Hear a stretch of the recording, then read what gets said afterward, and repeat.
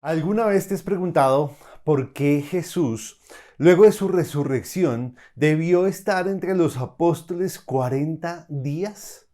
¿Y de qué forma este hecho histórico tiene un impacto para nosotros y para la iglesia hoy? Pues esa es la pregunta, o esas son las preguntas que queremos responder el día de hoy acá en Un Momento con Dios, basados en los primeros dos versículos del capítulo 1 del libro de los Hechos. Así que les invitamos a que nos acompañen para identificar por qué era tan importante ese tiempo que Jesús estuvo acá entre nosotros luego de su resurrección. Acompáñenos.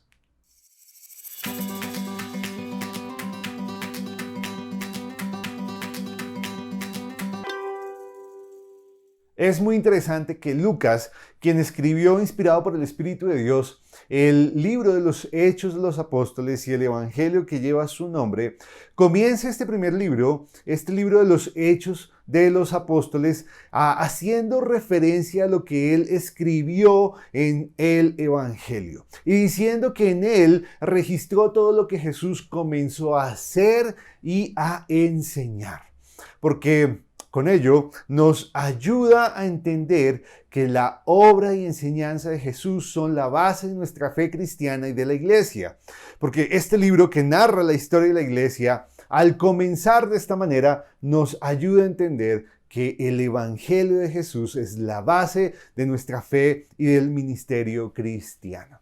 Y con respecto a lo que Lucas mencionó en estas primeras líneas del libro de los Hechos, me gusta que él haya dicho o usado el verbo comenzó, refiriéndose a la obra de Jesús, porque nos muestra que lo que Jesús hizo acá en la tierra no fue algo que quedó simplemente frenado con su muerte o que quedó estancado con su ascensión al cielo, no, sino que nos dice que esa obra fue el comienzo de algo que Jesús sigue haciendo hoy a través de su iglesia.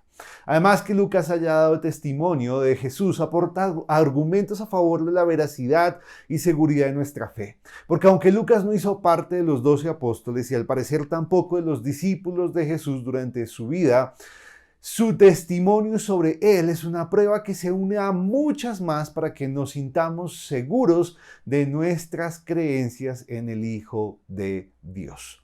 Y también pues, nos ayuda a entender que Jesús no paró de enseñar mientras estuvo con vida entre nosotros, que aún después de su resurrección, Él estuvo enseñando porque sabía que era necesario que sus apóstoles recibieran la instrucción necesaria sobre el reino de Dios, para que sus corazones se mantuvieran enfocados, motivados y creyendo en la certeza y cumplimiento del plan divino.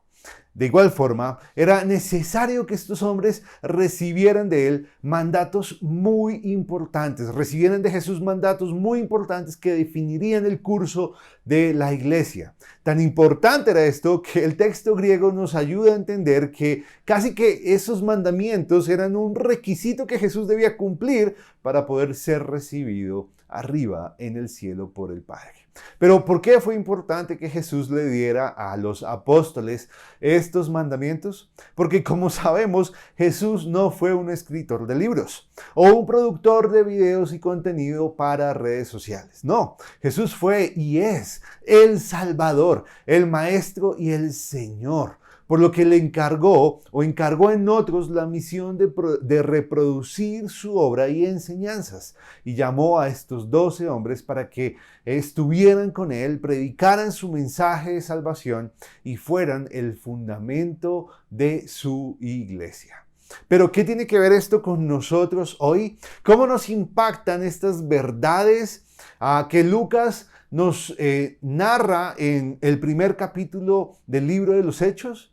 Pues en que la base de nuestra fe se halla en el Evangelio de Jesús, en las enseñanzas y obra de Jesús. Y que así como sucede en un edificio donde sus fundamentos tal vez son imperceptibles, pero definen su seguridad y estabilidad, asimismo el testimonio apostólico que nos comunica las buenas nuevas de Jesús nos provee la seguridad que nuestra alma requiere, la seguridad de nuestra fe. Seguridad que le aportará a nuestra vida la firmeza necesaria para resistir los embates del mundo, los ataques malignos y nuestra propia debilidad.